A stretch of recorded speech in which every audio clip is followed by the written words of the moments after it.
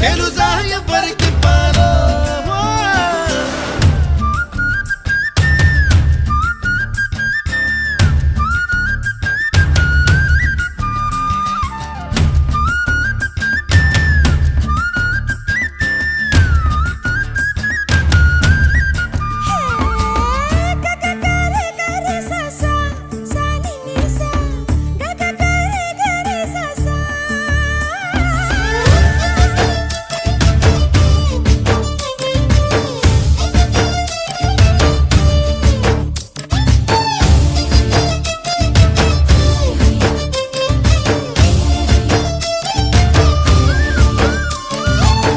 కూచిపూడి అన్న పదం